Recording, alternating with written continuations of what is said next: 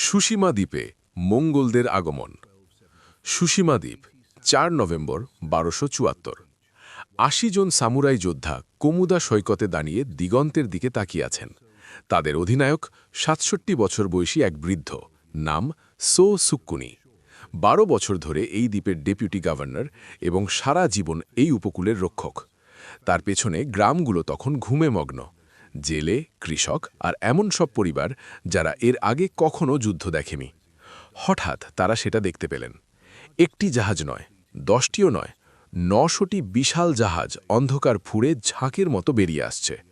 জাপানি ইতিহাসের বৃহত্তম আক্রমণকারী নৌবহর, যা উপসাগরের এক প্রান্ত থেকে অন্য প্রান্ত পর্যন্ত বিস্তৃত। জাহাজগুলো এত ঘন যে মাঝখানের সমুদ্রও দেখা যাচ্ছিল না। ডেকের উপর ঠাসাঠাসি করে দাঁড়িয়ে ৩০,০০০ সৈন্য, মঙ্গল, কোরিয়ান, চীনা আর গুরচিন। এমন এক সেনাবাহিনী যারা ইতিমধ্যেই পরিচিত পৃথিবীর অর্ধেক জয় করে ফেলেছে।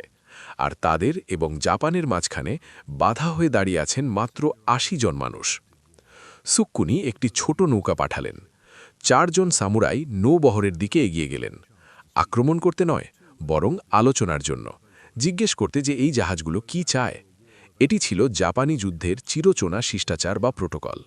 কিন্তু নৌকাটি প্রথম জাহাজের কাছে পৌঁছানোর আগেই তীরের বৃষ্টি শুরু হলো। সামুরাইরা কথা বলার সুযোগই পেলেন না।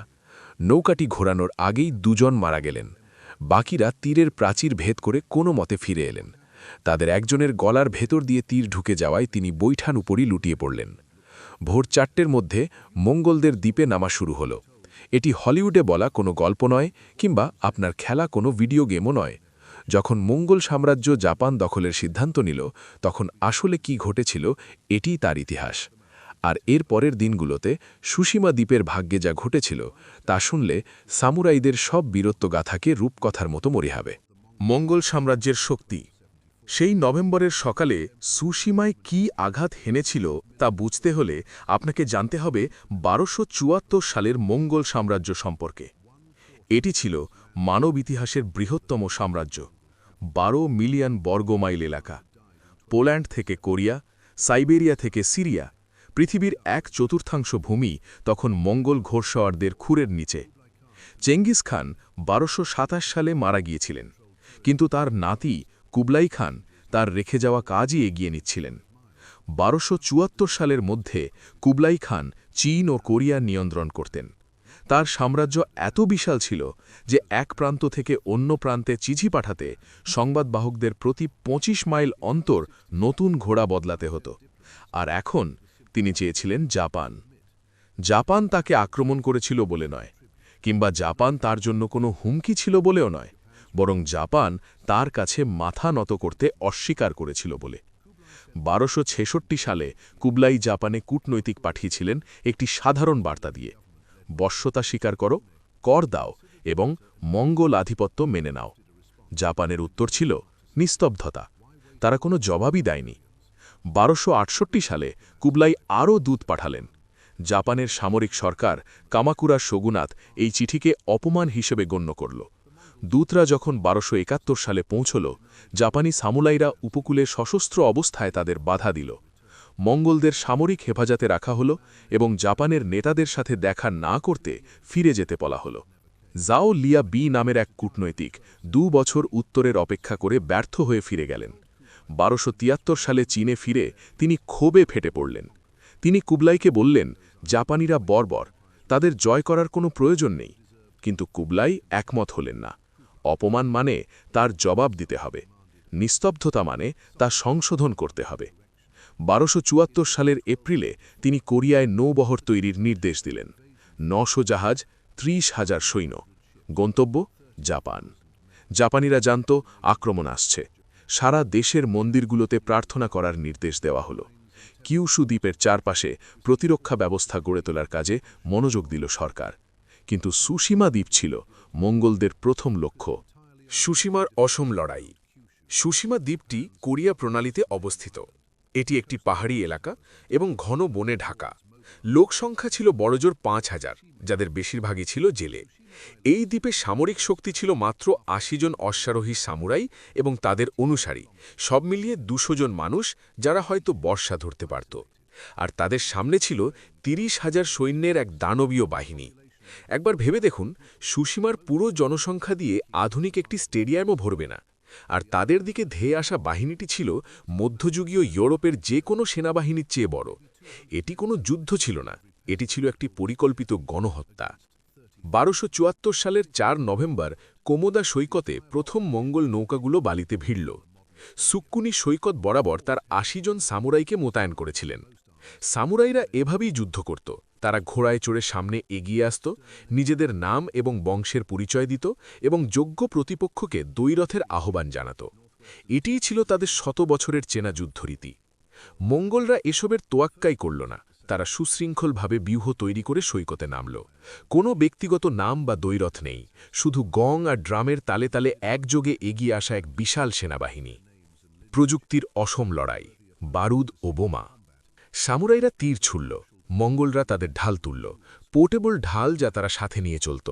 জাপানিরা ব্যক্তিগত ঢাল ব্যবহার করত না, তারা নির্দিষ্ট প্রতিরক্ষা দেওয়ালের আড়াল থেকে তীর ছুড়ত। একযোগে ঢাল নিয়ে এগিয়ে আসা পদাতিক বাহিনী দেখে সামুরাইরা অবাক হয়ে গেল।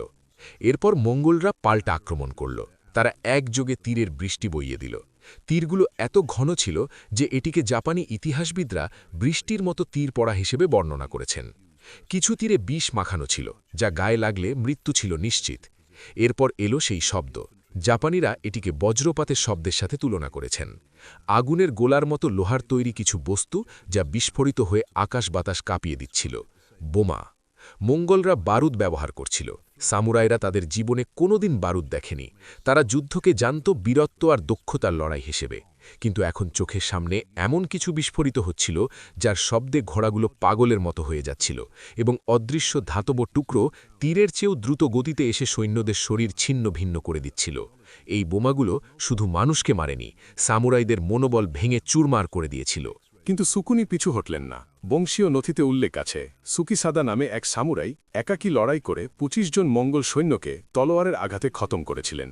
এটি কোনো কিংবদন্তি নয়, বরং যুদ্ধের সাক্ষী থাকা মানুষদের হাতে লেখা ইতিহাস। তবে তাতে কিছুই বদলায়নি। বিকেলের মধ্যে মঙ্গলরা সৈকতে নিজেদের শক্ত অবস্থান গড়ে ফেলল। সব দিক থেকে তারা আক্রমণ চালাল। রাত ঘনিয়ে এলে সুকুনি শেষবারের মতো এক অশ্বারোহী আক্রমণের প্রস্তুতি নিলেন। তার হাতে থাকা অবশিষ্ট সব সামুরাই নিয়ে তিনি ৩০,০০০ সৈন্যের উপর ঝাঁপিয়ে পড়লেন। ৮০ জন সামুরাই সরাসরি ১০০ গুণ বড় বাহিনীর দিকে ধেয়ে গেল। তাদের প্রত্যেকে মারা গেলেন। সুকুনি, তার ছেলেরা এবং অনুসারীরা সবাই অন্ধকারের মাঝে শত্রু তীরের বৃষ্টি আর গোলার আঘাতে প্রাণ হারালেন। এখান থেকেই গল্পটি আরও বিভৎস হয়ে ওঠে। পরের ৩ দিন মঙ্গলরা সুশিমা দ্বীপের ওপর নিয়ন্ত্রণ প্রতিষ্ঠা করে এবং দ্বীপটিকে একটি উদাহরণের মতো সাজিয়ে রাখে। গ্রামগুলো পুড়িয়ে দেওয়া হলো। কোমোদা সৈকতের ধারের প্রতিটি ঘর ছাই করে দেওয়া হলো। অনেক ক্ষেত্রে ঘরের ভেতরে মানুষ থাকা অবস্থাতেই আগুন দেওয়া হয়েছিল। যারা বনে পালিয়েছিল তাদের ঘোড়ায় চড়ে খুঁজে খুঁজে হত্যা করা হয়েছিল। বন্দীদের ওপর যে নির্যাতন করা হয়েছিল তা বর্ণনা করার ভাষা জাপানি ইতিহাসবিদদেরও ছিল না। নারীদের বন্দী করা হলো, যাদের বয়স কম, তাদের মূল্য ছিল বেশি। প্রতিটি মঙ্গল বিজিত অঞ্চলের মতো এখানেও চলল পরিকল্পিত গণধর্ষণ। আরও ভয়াবহ দৃশ্য দেখা গেল সমুদ্র তীরে। কিছু বন্দির হাতের তালু তার দিয়ে ফুটো করে দেওয়া হলো এবং তাদের জাহাজের পাশে জ্যান্ত ঝুলিয়ে রাখা হলো। নৌবহর যখন পরবর্তী লক্ষ্যের দিকে রওনা হলো, তারা এই মানুষগুলোকে এভাবেই ঝুলিয়ে নিয়ে গেল। এটি ছিল জাপানিদের জন্য এক সতর্কবার্তা। প্রতিরোধ করার পরিণতি এটাই। সুশিমার জেলেরা জাহাজের পাশে মানুষের ঝুলে থাকা এবং যন্ত্রণায় চিৎকার করার সেই বিভৎস দৃশ্য দেখে শিউরে উঠেছিল। মঙ্গলরা সুশিমা দ্বীপটি চিরস্থায়ী দখলের জন্য থাকেনি। তাদের লক্ষ্য ছিল শুধু এটা দেখানো যে মঙ্গল সাম্রাজ্যকে প্রতিরোধ করা অর্থহীন।